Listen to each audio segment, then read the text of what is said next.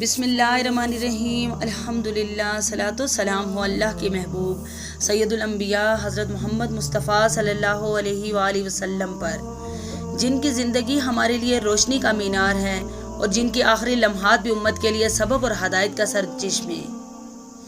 آج ہم صحیح بخاری کی ایک نہایت مؤثر روایت آپ کے سامنے رکھتے ہیں جو ام المومنین حضرت عائشہ صدیقہ رضی اللہ تعالیٰ عنہ نے بیان فرمائی۔ حضرت عائشہ رضی اللہ تعالیٰ عنہ فرماتی ہیں کہ رسول اللہ صلی اللہ علیہ وآلہ وسلم جب صحت مند تھے تو فرمایا کرتے، جب بھی کسی نبی کی روح قبض کی جاتی ہے تو سب سے پہلے اس کو جنت میں اس کا ٹھکانہ دکھا دیا جاتا ہے اور پھر اسے اختیار دیا جاتا ہے کہ چاہے دنیا میں رہنا پسند کرے یا اپنے رب کے پاس جنت میں جانا۔ وقت گزرتا گیا اور وہ گھڑیاں قریب آ گئی جن کا تصور ہی امت کے لیے کربناک ہے۔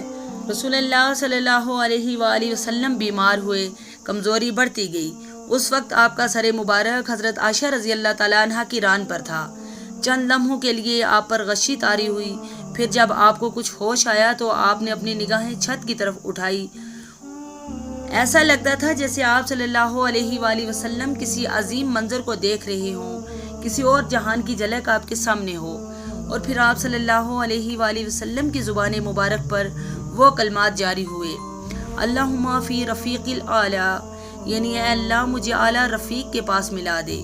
حضرت عائشہ رضی اللہ تعالیٰ عنہ بیان کرتی ہیں، میں سمجھ گئی کہ اب اللہ کے نبی صلی اللہ علیہ وآلہ وسلم دنیا کو چھوڑ کر اپنے رب کا انتخاب کر چکے ہیں۔ یہ وہی بات تھی جو آپ صلی اللہ علیہ وآلہ وسلم اپنی صحت میں بیان فرمایا کرتے تھے، اور یہ وہی عظیم کلمہ تھا جو میرے محبوب نبی کریم صلی اللہ علیہ وآلہ وسلم کی زبان مبارک سے دنیا میں آخری بار ادا ہوا۔ سبحان اللہ، سوچنے کی بات ہے کہ جس ہستی کی زندگی کی ہر گھڑی امت کے لیے رحمت تھی، اس کی جدائی کے لمحات بھی ہمارے لیے سبق چھوڑ گئے۔ یہ دنیا فانی ہے، لیکن اصل کامیابی اس دن ہے جب ہمیں بھی رب کریم اپنے حبیب صلی اللہ علیہ وآلہ وسلم کی سنگت میں جگہ عطا فرمائے گا۔ اللہ تعالیٰ ہمیں اپنے محبوب نبی کریم صلی اللہ علیہ وآلہ وسلم کی سچی محبت عطا فرمائے، ان کے نقش قدم پر چلنے کی توفیق دے، اور روز قیامت ہمیں بھی رفیق الاعلیٰ میں شامل فرما دے۔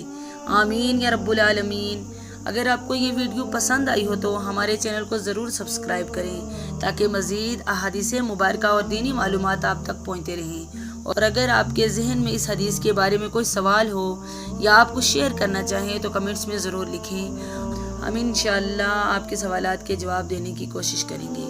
جزاکم اللہ خیر، والسلام علیکم ورحمۃ اللہ وبرکاتہ۔